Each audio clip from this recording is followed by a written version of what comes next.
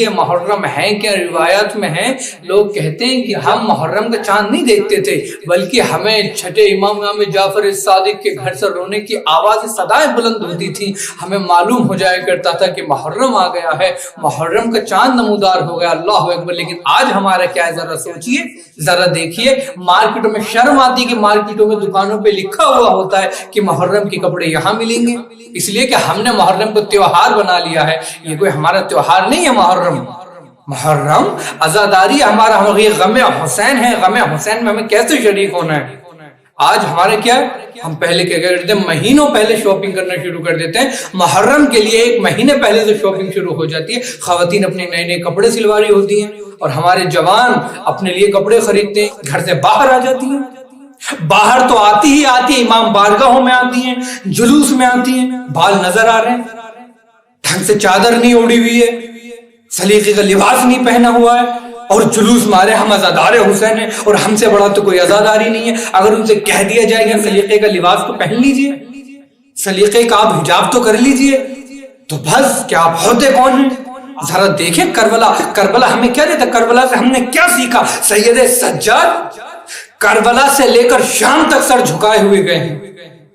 جب لوگوں نے پوچھا مولا آپ سر کیوں نہیں اٹھاتے؟ کب میری غیرت گوارا نہیں کرتی، میری پھوپھی اور میری بہن اور میری بیٹیاں یہاں بال کھلے ہوئے ہیں، میری غیرت گوارا نہیں کرتی کہ میں سر اٹھاؤں۔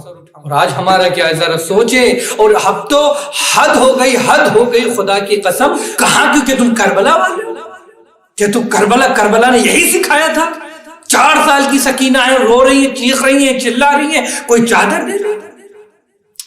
اپنے چادر کے لیے اتنا زیادہ امام حسین، ذرا دیکھیں۔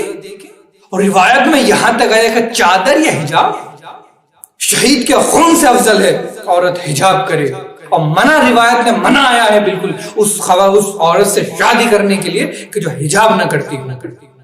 لیکن افسوس کا مقام ہے، زیادہ افسوس ہے کہ آج حجاب ہم سے اتنا دور چلا گیا ہے کہ جس کی حد نہ ہو۔ قیامت کا دن تمہیں یاد نہیں ہے؟ کیا تم بھول گئے ہو قیامت کو؟ کیا تم جہنم کو بھول چکے ہو؟ جب تمہیں جہنم میں ڈالا جائے گا اوندے منہ فقط، پتہ روایت میں آیا ہے جب ایک عورت ہوگی اسے لایا جائے گا، کہے گا یہ کون ہے؟ کہ یہ بے پردہ تھی، دنیا میں بے پردہ پھرتی تھی، تو فقط اسے نہیں لایا جائے گا، اس کے باپ کو بھی لے کر آؤ، اس کے بھائی کو بھی لے کر آؤ، اس کے شوہر کو بھی لے کر آؤ، اس کے بیٹے کو بھی لے کر آؤ، ان سب کو بھی اس کے ساتھ جہنم میں ڈالو اور آنکھ کے کنویں میں ڈال دو ان لوگوں کو۔ کیوں؟ وہ لوگ کہیں گے ہمارے کیا قصور ہے؟ حجاب یہ نہیں کرتی تھی، باپ سے کہا جائے گا سب سے پہلا فرض تیرا تھا، تو نے اپنی بیٹی کو حجاب کیوں نہیں حکم دیا کہ تو حجاب کر؟ بھائی سے کہا، بھائی کہے گا میری کیا غلطی ہے؟ کہا جائے کیا تیری غیرت گوارا نہیں کرتی تھی؟ کیوں تو نے اپنی بہن کو حجاب نہیں کرایا؟